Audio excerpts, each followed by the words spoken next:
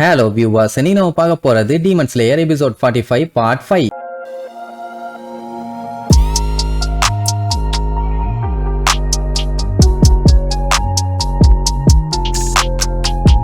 Open பண்ணா night time காட்டுறாங்க. நம்ம பையன் அப்புறம் அந்த மிட்சுரிங்கிற அஷிரா ரெண்டு பேரும் சேர்ந்து சாப்பாடை சும்மா வளர்ந்து கட்டுறாங்க. ஏன்னா சாப்பாடு அந்த அளவுக்கு செம டேஸ்ட். டேஞ்சரோலாம் நான் நிறைய சாப்பிட போறேன், அப்பதான் என்னால ஸ்ட்ராங் ஆக முடியும்பா. அப்புறம் கென்யாவை ஹாட் ஸ்பிரிங்ல மீட் பண்ணால, அவனை பத்தியும் சொல்லுவான். அவன் என்னோட ஃபெல்லோ ஸ்பாட்ஸ்மேன் தான், என்ன கொஞ்சம் கோவக்காரன் அப்படித்தான் இருப்பாங்கிற மாதிரி சொல்லிட்டு இருப்பானா. நம்ம நெசுக்கோ டேபிளுக்கு அடியில படுத்துக்கிட்டு இவங்க பேசுறது எல்லாத்தையும் கேட்டுட்டு தான் இருப்பான். அப்பதான் அவன் இன்னொரு மேட்டர் சொல்லுவா. அந்த சனமி இருக்கான்ல, அவனோட தம்பிகள்ல ஒரு தம்பி தான் இந்த கென்யாங்கிறவன். ஆனா அவங்கிட்ட கேட்டா எனக்கு தம்பின்னு ஒருத்தன் இல்லவே இல்லங்கிற மாதிரி சொல்லியிருப்பான். அதனாலதான் கவலையில இருக்கானோன்னு ஒரு டவுட். அந்த டைம் நெசுக்கோ வெளியில வருவா. அவ கூட மிட்சுரி ஜாலியா விளையாண்டுகிட்டே அவளை பத்தி சொல்லுவா. இவ ஃபேமிலியில பாத்தீங்கன்னா இவ கூட பிறந்தவங்க மொத்தம் 5 பேரு, எல்லாம் ஒன்னாதான் இருப்பாங்க. பட் சனமி ஃபேமிலியை பொறுத்த வரைக்கும் ஏதோ பஞ்சாயத்து இருக்குன்னு மட்டும் தெரியுது. அப்புறம் இவங்க தான் ரொம்ப நேரமா சாப்பிட்டுட்டு இருக்காங்களே தவிர இன்னும் கென்யா இங்க வந்த மாதிரி இல்ல. அவனும் சாப்பிட வந்திருந்தானா அவன்கிட்ட அட்லீஸ்ட் பேசிக்கிட்டாது இருந்திருக்கலாம். அவனானு தெரியலையேன்னு கவலைப்படுவான். இவ்வளவு நேரம் வராததை பார்த்தா இனியும் அவன் வருவாங்கிறது டவுட் தான். வில்லேஜர்ஸ் எல்லாம் அவன் இப்படித்தான் ஒழுங்கா சாப்பிட மாட்டான்னு வேற சொல்லியிருப்பாங்க. மேபி அவன் சாப்பிடறதுக்குன்னு வேணுங்கிறத அவனே கொண்டு வந்திருப்பான் போல. நம்ம ஆளுக்கு கவலை என்னன்னா, ஏதாச்சும் அப்படி சாப்பிட இருந்துச்சுன்னா ஓகே,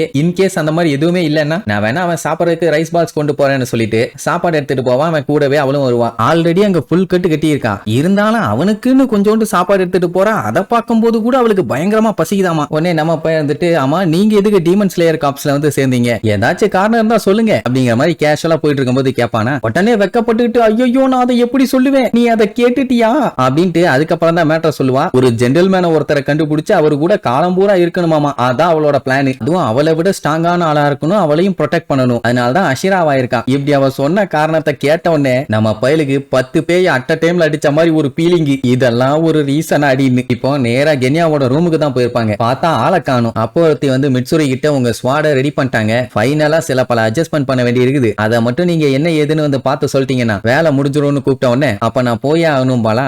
ஒன்னும் பிரச்சனை இல்ல, நானும் வர்றேன்பா. அதெல்லாம் ஒண்ணு வேண்டாம், இன்னைக்கு நைட் இந்த வேலையை முடிச்சுட்டு இங்க இருந்து நான் கிளம்பிடுவேன்பா. பயலுக்கு கொஞ்சம் கவலையா இருக்கும். அவ என்ன சொல்லுவா, இனிமேட்டு நம்மளால ஒன்னா இருக்க முடியாது, ஆனா நம்ம நெக்ஸ்ட் டைம் மீட் பண்ணும்போது ஒரு நல்ல சண்டை போடலாம்பா. ஏன்னா கடைசியா பையன் ஒரு அப்பர்மூன் கூட சண்டை போட்டிருக்கான்ல, டெஃபினட்டா அவனுக்கு எக்ஸ்பீரியன்ஸ் கொஞ்சம் நிறைய தான் இருக்கும். அந்த எக்ஸ்பீரியன்ஸ் எல்லாம் வார்த்தையால சொல்ல முடியாது. சொல்ல போனா இந்த சண்டை வாழ்க்கையில 5 இல்ல 10 வருஷமா ஹார்டா ட்ரைனிங் எடுத்தா கூட இப்படி ஒரு எக்ஸ்பீரியன்ஸ் கிடைக்காது. அப்படி நம்ம பையன் சண்டை போட்டு வந்திருக்கான். அது மட்டும் இல்லாம இதுக்கு முன்னாடி நீ எந்த அளவுக்கு ஸ்ட்ராங்கா இருந்தியோ அதை விட இப்ப பல மடங்கு நீ ஸ்ட்ராங் ஆயிட்ட அப்படி இப்படின்னு அவனை பயங்கரமா பாராட்டி தள்ளுவா. அவனுக்குன்னா அவ்வளவு ஹாப்பி. எல்லாத்துக்கும் தேங்க்யூ சொல்லிட்டு, பட் நான் போக வேண்டிய பாதை இன்னும் நிறைய இருக்குது.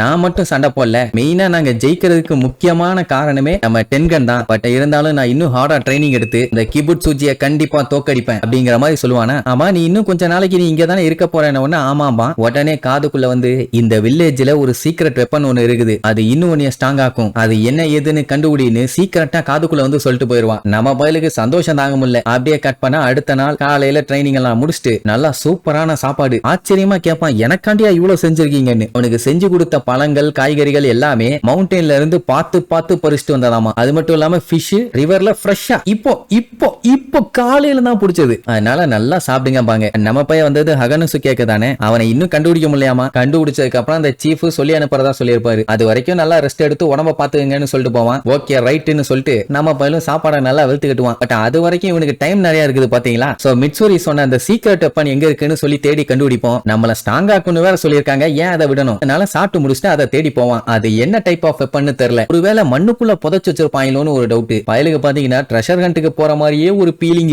அந்த டைம் அந்த ஹாட் ஸ்பிரிங்கோட ஸ்மெல் பாத்தீங்கன்னா தாறு மாறா நம்ம பயலுக்கு அடிக்கும். நல்லா தான் இருக்குது, ஆனா ஓவரா இருக்குது. இப்படி அவன் புலம்பிக்கிட்டே போகும்போது யாரோ அங்க 2 பேர் பேசிட்டு இருக்க சவுண்ட். யாரான்னு பார்த்தா அந்த மிஸ்ட் ஹஷிரா இருக்கால டொக்கிட்டோ, அவன் தான். அவங்கிட்ட பாத்தீங்கன்னா யொட்டக்கோங்கிற ஒரு சின்ன பையன் கத்திக்கிட்டு இருக்கான். இவன் தேவையில்லாம ஆர்கியூ பண்ணிட்டு இருக்காத, கேட்டதை ஒழுங்கா குடுத்துருன்னு மிரட்டுவான். ஆனா அந்த பொடி பையன், ஏன்டா நீ ஹஷிராவா இருந்தீங்கன்னா பெரிய வெண்ணையா, அதெல்லாம் தர முடியாது, என்ன பண்ணுவா பண்ணிக்க, என் கண்ணு முன்னாடி நிக்காத ஓடிருன்னு சொல்லி கத்திக்கிட்டு இருப்பான். அவன் அடிச்சானா தாங்க மாட்டான், தேவையில்லாம பொடி பைய கத்திக்கிட்டு இருக்கான். நம்ம பையலுக்கு ஷாக் என்னன்னா, ஆல்ரெடி ஒரு ஹஷிராவை இங்க பாத்துட்டான், இன்னொரு ஹஷிராவும் இந்த வில்லேஜ்ல தான் இருக்கானான்னு ஷாக்கு. அப்போ டொக்கிட்டோ இருந்துட்டு அந்த பொடி பைய கிட்ட கீய குடும்பா, முடியவே முடியாது, என்னோட முன்னோர்களுக்கு அது ரொம்ப பிரீஷியஸான ஒண்ணு, அது வாழையடி வாழையா என்கிட்ட வந்து இருக்குது, அதெல்லாம் உங்ககிட்ட தர முடியாதுன்னு காட்டு கத்துவான். அப்ப அவனுக்கு பின்னாடி பாத்தீங்கன்னா யாரோ நின்னுட்டு இருக்க மாதிரி இருக்கும். யாரான்னு நம்மால வந்து பார்த்துட்டு பயங்கரமா ஷாக் ஆயிருவான். அந்த ஆங்கிள் இருந்து அவன் பார்க்கும்போது அது எப்படி இருக்குதுன்னா, கனவுல ஒருத்தரை பார்த்தானே அப்படியே இருக்குது. என்ன கனவுல பார்த்த மனுஷன் இங்க நின்னுட்டு இருக்காருன்னு சொல்லி அவனுக்கு தூக்கி வாரி போடுது. சரி, இனி இதுக்கப்புறம் அவரை மீட் பண்ணானா இந்த டொக்கிட்டோங்கிறவன் என்னென்னலாம் பஞ்சாயத்து பண்றான்னு அடுத்த எபிசோட்ல பார்க்கலாம். டாடா.